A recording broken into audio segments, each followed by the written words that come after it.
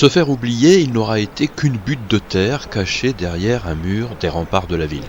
Posé sur le chemin de ronde de la ville de Gravelines, il a retrouvé la lumière du jour. H119 est un blocos qui aujourd'hui se visite. Il avait été enterré dans les années 60-70 pour le protéger. Et en fait, quand on a eu le projet de restaurer les chemins de ronde, la dernière partie, comme le chemin de ronde allait arriver jusqu'ici, eh bien de restaurer du coup le blocos, de restaurer le parvis qui est juste devant.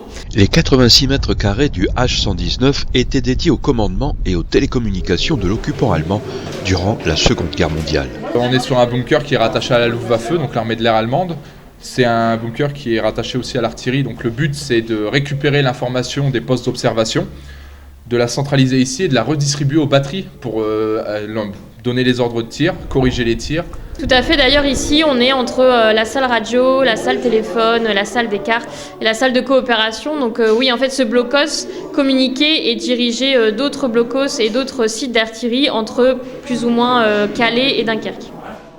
Le bâtiment est à 9 pièces plus ou moins spacieuses, chacune avait sa fonction spécifique. Ça peut être un peu un labyrinthe quand on ne connaît pas. Il y a la grande pièce de vie tout de suite en entrant. Et puis ensuite vous avez des pièces plus ou moins petites. Alors la pièce du périscope est assez petite. La salle de radio comme ici un petit peu plus grande. Et la caponnière est toute petite aussi. Donc voilà, en sachant que là où vous entrez, c'est pas l'entrée originale, c'est une entrée qui a été faite pour le public. Dans les uniformes de militaires allemands, les membres de l'association Opal Bunker History et Konrad Group offrent aux visiteurs des scènes courantes de la vie de soldats allemands en service dans les blocos. On est un groupe de reconstitution Seconde Guerre mondiale, donc on présente plusieurs thèmes aujourd'hui de l'allemand Seconde Guerre. Donc on est présent ici aujourd'hui pour les visites de bunker. Donc on présente une vision de la vie du soldat allemand dans le bunker. Donc il a son mobilier, il a sa nourriture, sa boisson, donc bière, vin, eau, etc. On a là, par exemple le téléphone qu'on a installé ici, le téléphone de campagne, donc téléphone de base de l'armée allemande qui permet de communiquer entre les différents postes, les différents bunkers, d'une position avancée sur la ligne de front à un centre de communication ou à travers un pays. Mais les hommes de la Wehrmacht reçoivent un appel sur le téléphone de campagne. Allô, c'est sauce ? 3 hommes armés sont dépêchés à l'extérieur pour vérifier l'intégrité du H119. Reconstitution improvisée d'une scène qui a dû se produire peut-être ici ou sur un autre blocos.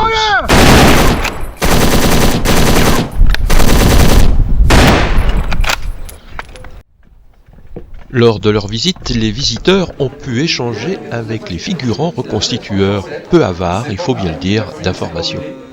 Vous avez à la fois une exposition qui retrace l'histoire de Gravelines sous l'occupation, et on a comme ici par exemple une pièce qui est dédiée au raid de Gravelines qui a eu lieu en décembre 1943, et on a quelques soldats dont René Navreau qui nous ont fait don en fait de médailles par exemple, et on les a exposées ici. Et de temps en temps il y aura aussi des expositions temporaires, et là actuellement c'est sur le drame du cochon noir.